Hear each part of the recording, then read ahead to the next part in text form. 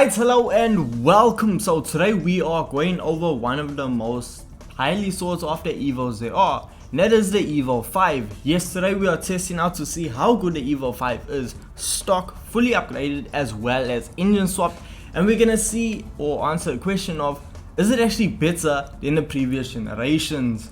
So previously I've gone over the EVO 3 as well as the EVO 4 and they are crackers of vehicles.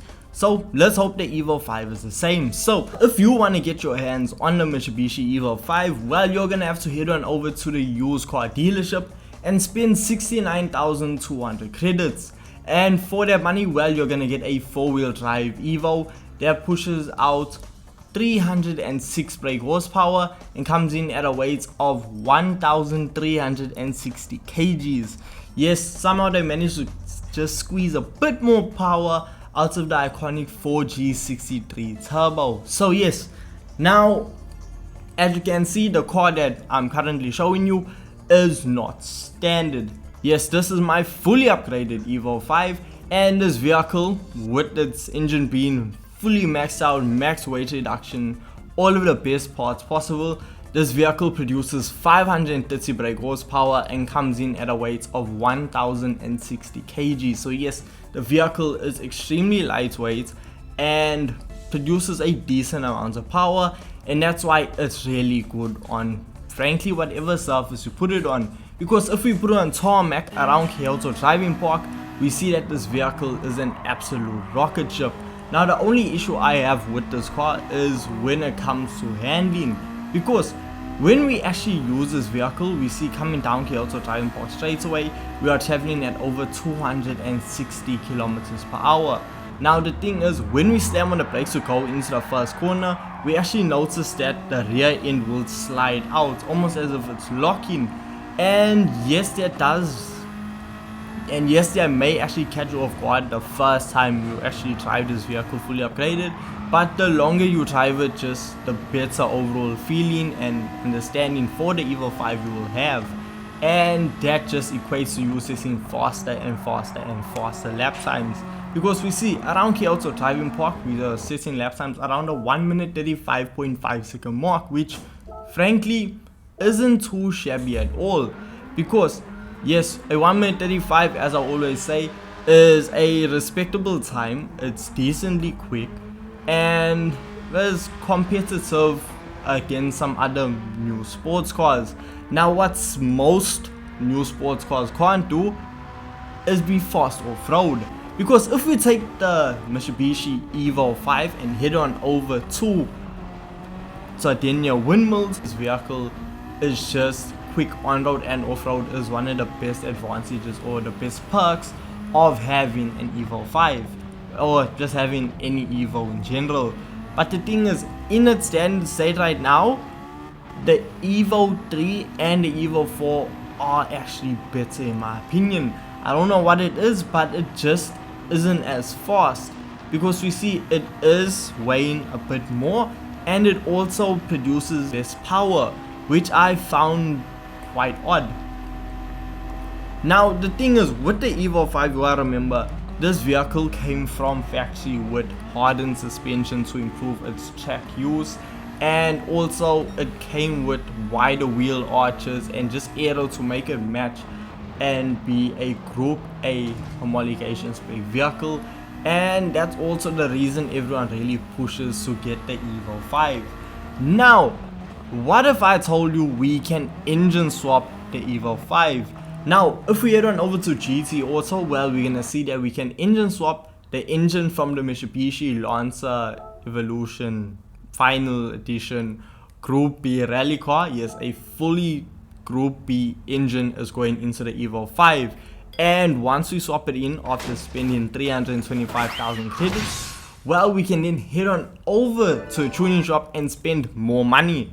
Because once we actually fully upgrade this engine by simply adding on a high RPM turbocharger, we now see the EVO produce 788 brake horsepower and the weight come down to 1,026 kgs, which frankly is just a really good, it's just really good stats. But let's see now when we take it back out onto Kyoto Driving Park, does it equate to a fast lap time? Coming down Kyoto Dragon Park straight away, we are traveling at almost 300 kilometers per hour. Now I don't know about you, but I think that's actually really fast. Now handling wise, I don't think it handles better than the EVO 3, but it does handle a lot better than the EVO 4. Now lap times, we do see this vehicle set lap times around the 1 minute 33 second mark, which frankly is okay. I was expecting this vehicle to be setting lap times around the 1 minute 32 second mark, but I'm sure with a long time and perfecting the tune and getting a perfect lap, you will be able to get that 132 lap time. Now overall, it is fun. That issue of the rear end sliding out is still there. There are hints of understeer due to the all-wheel drive system. Just try and tweak it and see what works best for you.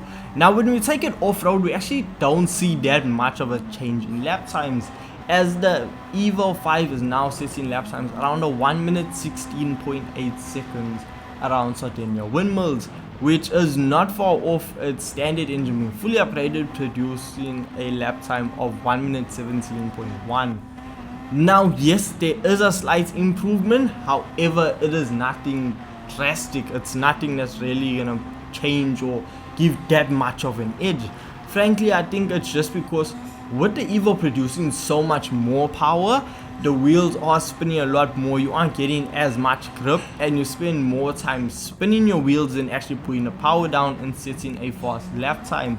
So the crazy thing is, if you actually reduce the power on this engine, you will be able to set faster lap times, which is just the way it goes when it comes to racing sometimes, especially when you are going off-road.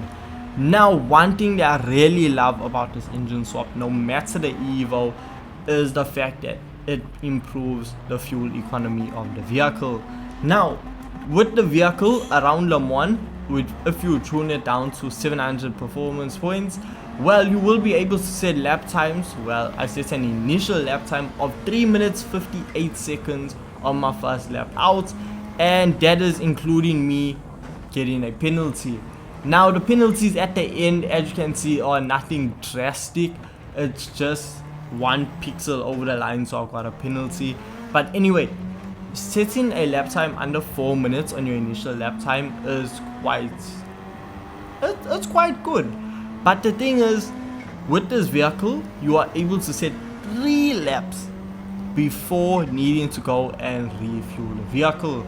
So yes, on fuel map level 3, the vehicle has decent power. You are traveling over 300 kilometers per hour down the main straightaway. The brakes are good, handling's good. Overall, the EVO 5 is a fantastic vehicle and I have absolutely zero issue with it. However, I do say that the EVO 4 and the EVO 3 are somehow better than this vehicle. But I don't know. That's just my opinion. I want to hear your thoughts on the EVO 5 in the comment section down below. And with all this being said, thank you so much for watching. Thank you so much for your time. And I will see you guys in the next video. Peace.